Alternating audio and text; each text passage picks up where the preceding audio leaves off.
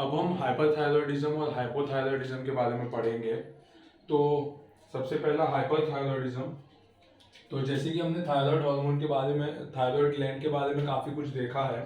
तो इसमें हाइपरथायरॉयडिज्म जो वर्ड है उसी से पता चलता है कि हाइपर मतलब एक्सेसिव, थायरॉयडिज्म यानी कि थायराइड ग्लैंड का सिक्रीशन, ज़्यादा एक्सेसिव सिक्रीशन जो होगा थायराइड ग्लैंड से, तो उसे हम क्या कहेंगे, हाइपर थायरॉयडिज्म।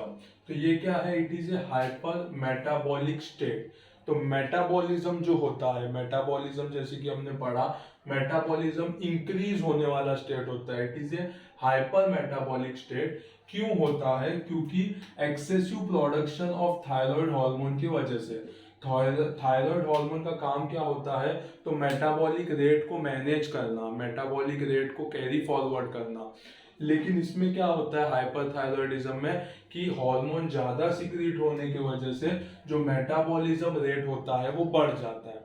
तो T3 T4 का सिक्रीशन ज्यादा होने की वजह से, एक्सेसिव प्रोडक्शन होने की वजह से हाइपर मेटाबॉलिक स्टेट होता है, और उस कंडीशन को हम कहेंगे हाइपरथायरॉयडिज्म। तो इसमें हमें क्या देखने को मिलता है, तो जो दो हार्मोन है T3 और T4, ट्राई आइडोथायरोनिन और थायरोक्सिन, ये दोनों हार्मोन इंक्रीज हो जाते हैं। लेकिन इंक्रीज में भी जो T3 होता है वो ज्यादा इंक्रीज होता है एज कंपेयर टू T4। तो हाइपरथायरॉयडिज्म क्या होता है? तो it is A hyper metabolic state in which there is excessive production of thyroid hormone triiodothyronine and thyroxine। तो T3 और T4 इंक्रीज हो जाते हैं, जिसमें T3 जो है वो ज्यादा इंक्रीज होता है एज कंपेयर टू T4। तो इसे हम कहते हैं हाइपरथायरॉयडिज्म। इसके कॉजेज क्या क्या है? तो सबसे तीन इंपॉर्टेंट कॉजेज है। जो फर्स्ट थ्री है, Graves disease, toxic multinodular goitre और टॉक्सिक एडिनोमा। तो इसमें ग्रेव्स डिजीज का क्या होता है? ग्रेव्स डिजीज का मतलब होता है immune system disorder. Immune system के डिसऑर्डर की वजह से जो थायराइड होता है ग्लैंड वो बढ़ जाता है, उसका साइज इंक्रीज हो जाता है, उसे हम कहते हैं ग्रेव डिजीज। तो ये क्या है? एक इम्यून सिस्टम डिसऑर्डर है। दूसरा टॉक्सिक मल्टीनोड्यूलर गॉइटर। गॉइटर यानी कि एबनॉर्मल ग्रोथ होता है थायराइड ग्लैंड का। तो उसमें भी क्या होता है, मल्टीपल नोड्यूलर मतलब मल्टीपल नोड्स फॉर्मेशन हो जाते हैं, और वो टॉक्सिक होता है। तो इसे हम कहते हैं टॉक्सिक मल्टीनोड्यूलर गॉइटर। उसकी वजह से भी हाइपरथायरॉयडिज्म होता है। तीसरा है टॉक्सिक एडिनोमा, यानी कि formation of benign tumour. Benign tumour formation होता है कहाँ पे? थायराइड ग्लैंड में। तो उसकी वजह से भी हाइपरथायरॉयडिज्म देखने को मिलता है। तो ये तीन जो है वो मेन रीजन है, Graves disease, toxic multinodular goitre और टॉक्सिक एडिनोमा। इसके बाद हाइपर सिक्रीशन ऑफ टीएसएच। तो टीएसएच है उसका हाइपर सिक्रीशन होने की वजह से भी T3 T4 बढ़ जाता है और हाइपर थायरॉयडिज्म देखने मिलता है। Thyroiditis, inflammation of thyroid gland, उसकी वजह से भी एक्सेसिव सिक्रीशंस होता है। और कंजेनाइटल हाइपरथायरॉयडिज्म, यानी कि मदर से फीटस में कुछ पार्ट्स होते हैं हेरिडिटरी होते हैं, वैसे ही कंजेनाइटल होता है, बर्थ से ही हाइपरथायरॉयडिज्म प्रेजेंट होता है। तो वो हो गया कंजेनाइटल हाइपरथायरॉयडिज्म। तो इसके मेन तीन कॉजेज है, Graves disease, toxic multinodular goitre और टॉक्सिक एडिनोमा। उसके अलावा hypersecretion of thyroid stimulating hormone, thyroiditis और congenital hyperthyroidism from mother to foetus. तो ये सब हो गए इसके कॉजेज। अगर हम क्लिनिकल फीचर्स देखेंगे तो क्या देखने मिलेगा? तो इसमें हाइपर मेटाबॉलिक स्टेट है, मेटाबॉलिज्म फास्ट होता है। तो इसमें सबसे कॉमन चीज जो देखने मिलता है वो है वेट लॉस। क्या देखने मिलता है? Weight loss in spite of good appetite. अच्छा खाने के बाद भी वेट लॉस हमें देखने मिलता है। उसकी वजह से फटीग, रेस्टलेसनेस, थकावट जैसा लगता है, नर्वसनेस, नर्वस हो जाते हैं, टेंशन आने लगता है, पैल्पिटेशन, हार्ट रेट बढ़ने लगते हैं, हीट इंटॉलरेंस, थोड़ा सा भी गर्मी बर्दाश्त नहीं होता है, अगर थोड़ा भी टेम्परेचर राइज होता है तो वो अनकंफर्टेबल फील करने लगते हैं। तो हीट इंटॉलरेंस, पर्सपिरेशन यानी कि sweating, menstrual disturbance, menstrual cycle ठीक से नहीं आता, रेगुलर इंटरवल पे नहीं आता है, fine tremors in outstretch hand, अगर उनको हाथ स्ट्रेच करके रखने बोला जाए तो थोड़े थोड़े से ट्रेमर्स आने लगते हैं, शिवरिंग जैसा होता है, कहाँ पे, फिंगर्स में, आउटस्ट्रेच हैंड में थोड़े से ट्रेमर्स हमें देखने को मिलता है। तो अगर ऐसा कोई कंडीशन, ऐसा कोई पेशेंट आता है जिसे ऐसा प्रॉब्लम है कि वेट नहीं बढ़ रहा है, वेट अच्छा डाइट की वजह से भी वेट नहीं बढ़ रहा है, रेस्टलेसनेस लग रहा है, हीट इंटॉलरेंस है, हीट बर्दाश्त ही नहीं होता है, मेंस्ट्रुअल डिस्टर्बेंस है, अगर हमने उनका फिंगर्स देखा तो ट्रेमर्स प्रेजेंट होते हैं, अगर ऐसा सब फीचर्स हमें देखने को मिलता है तो हम कह सकते हैं कि पेशेंट को हाइपरथायरॉयडिज्म है, उसका T3, T4, TSH जो लेवल है वो इमीडिएटली चेक करना जरूरी है। उसके साथ साथ पैल्पिटेशन भी देखने मिलेगा, यानी कि टैकीकार्डिया देखने मिलेगा हमें, पल्स देखेंगे तो वो अबाव 100 ही रहेगा टैकीकार्डिया, पैल्पिटेशन देखने मिलेगा, किसी किसी कंडीशन में हमें कार्डियोमेगैली भी देखने मिलेगा, increase in the size of heart, heart का साइज इंक्रीज भी देखने मिलेगा। उसके अलावा कुछ कुछ कंडीशन में हमें क्या देखने मिलता है, weakness of skeletal muscle, skeletal muscle जो होते हैं उसके वीकनेस देखने मिलता है, ऑस्टियोपोरोसिस भी हमें देखने को मिलता है। तो क्लिनिकल फीचर्स में क्या क्या देखने मिलेगा हमें, nervousness, palpitation, fatigue, weight loss in spite of good appetite, heat intolerance, perspiration, menstrual disturbances, fine tremors in outstretch hand, tachycardia देखने मिलेगा, पैल्पिटेशन देखने मिलेगा, कार्डियोमेगैली देखने मिलेगा।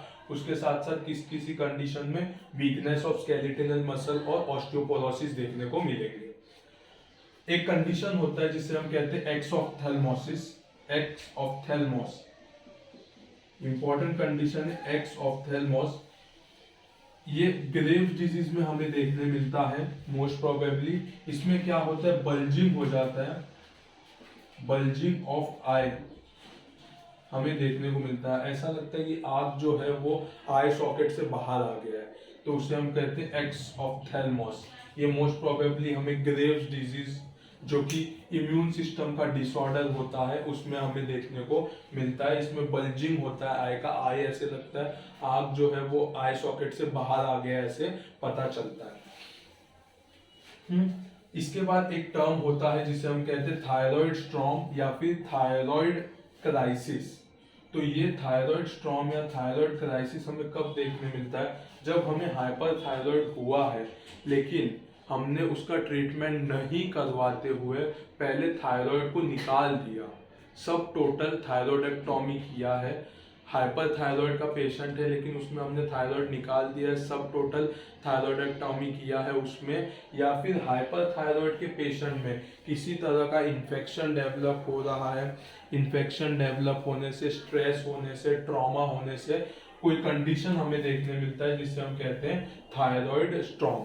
इसमें हमें क्या देखने मिलता है, तो इसमें हमें देखने मिलेगा कि पेशेंट को हाई ग्रेड फीवर है, टैकीकार्डिया है, पैल्पिटेशन है, कार्डियक अरिथमियाज है, पेशेंट कोमा में जाता है और पेशेंट का डेथ होने के चांसेस भी होते हैं ड्यू टू कार्डियक फेलियर या फिर हाइपरपायरेक्सिया। तो थायराइड स्ट्रॉम या थायराइड क्राइसिस क्या होता है, तो कोई भी हाइपरथायराइड पेशेंट होता है वो अगर ट्रीटमेंट से पहले ही सब टोटल थायराइडोक्टॉमी करवा लेता है, या फिर हाइपरथायराइड के पेशेंट में स्ट्रेस, ट्रॉमा या फिर इन्फेक्शन होता है सीवियर, तो कंडीशन डेवलप होता है जिसे हम कहते हैं थायराइड स्ट्रॉम या फिर थायराइड क्राइसिस, जिसके अंदर हाई ग्रेड फीवर देखने मिलता है, कार्डियक अरिथमियाज देखने मिलते हैं, टैकीकार्डिया देखने मिलता है, पेशेंट कोमा में जा सकता है और डेथ हो सकता है due to congestive heart failure and hyperpyrexia. तो ये कंडीशन होता है जिसे हम कहते हैं थायराइड स्ट्रॉम या थायराइड क्राइसिस। तो इतना चीज हमें ध्यान में रखना है हाइपरथायरॉयडिज्म के बारे में, क्या होता है, कॉजेस क्या क्या है, क्लिनिकल फीचर्स क्या है, और थायराइड स्ट्रॉम के बारे में थोड़ा सा मैंने आपको बताया अभी। दूसरा चीज होता है हाइपोथायरॉयडिज्म। तो जैसे कि हाइपरथायरॉयडिज्म में क्या होता है, excessive production of thyroid hormone, तो उसी तरह से हाइपोथायरॉयडिज्म में क्या होता है, हाइपोमेटाबॉलिक रेट, मेटाबॉलिक रेट कम हो जाता है, जिसमें कि प्रोडक्शन नहीं हो पाता थायराइड हार्मोन का। थायराइड हार्मोन का ज्यादा प्रोडक्शन नहीं होने की वजह से हाइपोमेटाबॉलिक क्लिनिकल स्टेट हमें देखने को मिलता है। हाइपोथायरॉयडिज्म दो ग्रुप में डिवाइडेड है, एक जो बचपन में होता है चाइल्डहुड में, और एक जो एडल्टहुड में होता है। तो जो चाइल्डहुड में होता है उसे हम कहते हैं क्रिटिनिज्म, और जो एडल्टहुड में होते हैं उसको बोलते हैं मायोक्सिडिमा। मायोक्सिडिमा इसमें हमें क्या देखने मिलता है, तो जैसे कि हमने हाइपरथायरॉयडिज्म में पढ़ा कि T3 T4 रेंज होता है, इसमें T3 T4 कम होता है और TSH का लेवल बढ़ा हुआ रहता है, तो उसे हम कहते हैं हाइपोथायरॉयडिज्म। तो ये कैसा होता है, दो पार्ट में डिवाइड होता है, एक जो चाइल्डहुड में होता है उसे हम कहते हैं क्रिटिनिज्म, और एक जो एडल्टहुड में होता है उसे हम कहते हैं मायोक्सिडिमा। सबसे पहले क्रिटिनिज्म के बारे में पढ़ेंगे। तो ये एक टाइप का सीवियर हाइपोथायरॉयडिज्म है जो बर्थ के वक्त प्रेजेंट होता है, नहीं तो 2 years of postnatal life में डेवलप होता है। हाँ, जो कि बर्थ से ही होता है सीवियर हाइपोथायरॉयडिज्म, यानी कि T3 T4 का लेवल बहुत ही कम होगा, या फिर वो पहले 2 साल में डेवलप होता है आफ्टर पोस्ट नेटल लाइफ, उसे हम कहेंगे क्रिटिनिज्म। इसमें हमें क्या देखने मिलता है, जो पेशेंट होता है वो फिजिकली और मेंटली रिटार्डेड होता है, मतलब उसका फिजिकल पावर, मेंटल स्टेटस दोनों अच्छा नहीं होता। इसके कॉजेज क्या क्या है, तो कॉजेज में सबसे पहला आता है डेवलपमेंटल एनोमलीज, दूसरा जेनेटिक डिफेक्ट, तीसरा फीटल एक्सपोजर टू आयोडाइड या फिर एंटी थायराइड ड्रग्स। तो ये 3 कॉज होता है। डेवलपमेंटल एनोमलीज में अजीनेसिस होता है या डिसजीनेसिस होता है, जरा भी फॉर्मेशन नहीं होता थायराइड का, या फिर एबनॉर्मल थोड़ा सा फॉर्मेशन होता है, तो उसे हम कहेंगे डेवलपमेंटल एनोमलीज।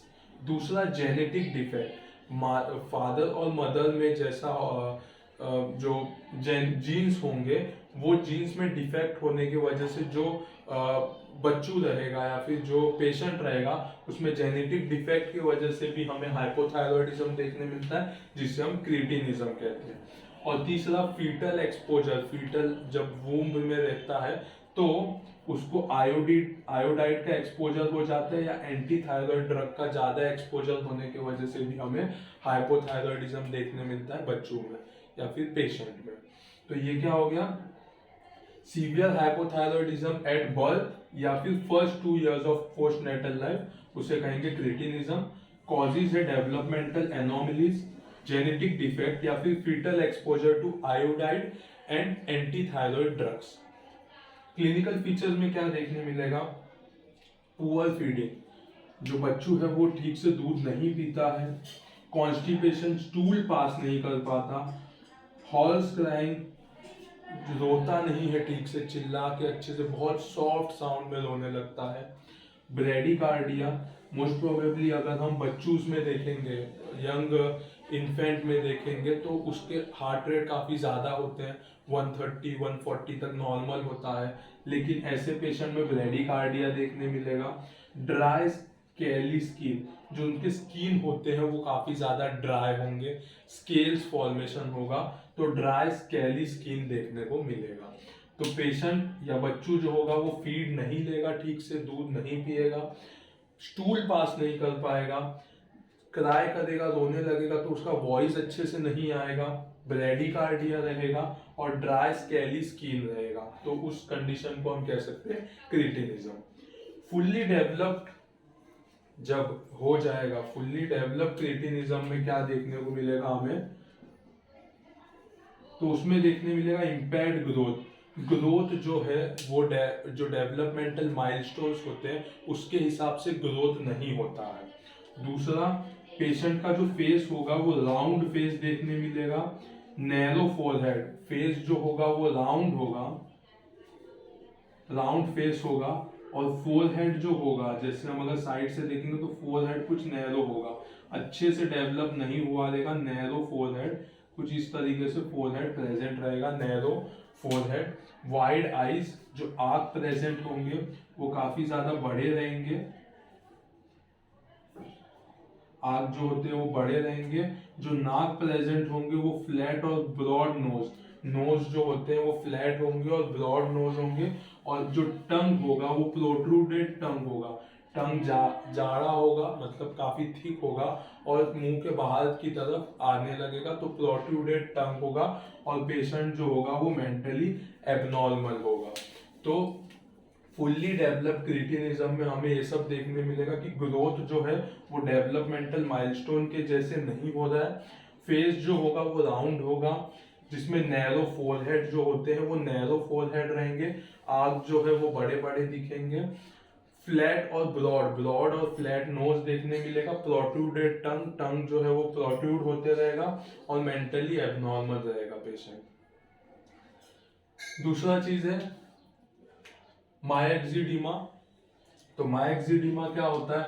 तो it is a non pitting oedema, pitting नहीं होता है oedema, due to accumulation of hydrophilic mucopolysaccharide in dermis and other tissue. तो इसमें हमें मायक्सिडिमा में एडिमा जैसा फेस देखने मिलेगा, एडिमा जैसा फेस देखने मिलेगा, लेकिन वो नॉन पिटिंग होगा। पिटिंग और नॉन पिटिंग क्या होता है? तो जब भी इन्फ्लामेशन हमें देखने मिलता है या स्वेलिंग देखने मिलता है, वहां पे अगर हम प्रेस करके उंगली से देखेंगे, अगर उंगली से प्रेस करेंगे कुछ सेकेंड्स के लिए और छोड़ देंगे, छोड़ने के बाद अगर वो फिंगर का प्रिंट है वो वहां पे बना रहेगा वैसे ही, तो हम उसे कहेंगे पिटिंग एडिमा। लेकिन अगर हमारे छोड़ उंगली निकालते ही वो कुछ सेकेंड्स के अंदर वो फिंगरप्रिंट चले जाएगा, तो हम उसे कहेंगे नॉन पिटिंग एडिमा। तो ये क्या है? मायक्सिडिमा एक नॉन पिटिंग एडिमा है due to accumulation of hydrophilic mucopolysaccharide. Mucopolysaccharide जो है वो डर्मिस मतलब स्किन के इनर लेयर में डेवलप हो जाएगा, या फिर टिश्यूज में डर्मिस या फिर एपिडर्मिस के बीच में म्यूकोपॉलीसैकेराइड डिपोजिशन हो जाएगा, जिसकी वजह से नॉन पिटिंग एडिमा देखने मिलेंगे। तो वो कंडीशन को हम कहेंगे मायक्सिडिमा। क्या कहेंगे? मायक्सिडिमा कहेंगे। इसके कॉजेज क्या क्या है? तो इसके कॉजेज आएंगे, सबसे पहला ablation, ablation of thyroid gland, मतलब थायराइड ग्लैंड को कट कर देना।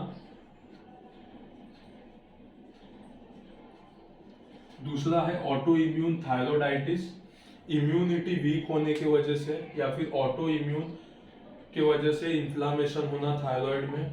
तीसरा हाइपोथैलेमिक पिट्यूटरी लीजन, हाइपोथैलेमस में या पिट्यूटरी में लीजन होने की वजह से भी जो TSH है वो ठीक से नहीं आ पाएगा, या फिर जो रेगुलेशन फैक्टर है वो ठीक से ना होने की वजह से भी T3 T4 का लेवल कम हो जाएगा। तो हाइपोथैलेमिक पिट्यूटरी लीजन। फिर थायराइड कैंसर, कैंसर थायराइड में कैंसर होने की वजह से, और prolonged administration of anti thyroid drug. तो एंटी थायराइड ड्रग है वो काफी टाइम तक लेने की वजह से भी हमें हाइपोथायरॉयडिज्म देखने मिलता है, जिसे हम कहते हैं मायक्सिडिमा। क्लिनिकल फीचर्स में अगर हम देखेंगे तो क्या देखने मिलेगा? तो ये है कोल्ड का इंटॉलरेंस, कोल्ड टॉलरेट नहीं होगा, लिथार्जी यानी कि रेस्टलेसनेस, कॉन्स्टिपेशन, स्टूल पास नहीं होना, स्लोइंग ऑफ स्पीच, कुछ भी चीज बोलेंगे तो बहुत धीरे धीरे से बोलेंगे, स्लो होता है स्पीच। इंटेलेक्चुअल फंक्शन, ठीक से मेमोरी कलेक्ट नहीं कर पाएंगे या फटाफट रिस्पॉन्स नहीं दे पाएंगे। पफीनेस ऑफ फेस, जैसे कि हमने कहा नॉन पिटिंग एडिमा जैसा होता है। लॉस ऑफ हेयर, बाल कम हो जाते हैं। और टेक्सचर, अल्टर्ड टेक्सचर, टेक्सचर कम हो जाता है स्किन का, तो टेक्सचर जो है वो कम होने लगता है। तो ये सब चीज हमें देखने मिलेगा क्लिनिकल फीचर्स में। तो मायक्सिडिमा में देखेंगे हम cold intolerance, lethargy, constipation, slowing of speech and intellectual function, puffiness of face, loss of hair, altered texture of skin. तो ये दो चीजें हमें मोस्टली देखने मिलती है, एक तो हाइपरथायरॉयडिज्म और एक होता है हाइपोथायरॉयडिज्म। हाइपरथायरॉयडिज्म में T3 T4 का लेवल बढ़ जाता है, हाइपोथायरॉयडिज्म में T3 और T4 का लेवल कम हो जाता है और TSH का लेवल बढ़ने लगता है।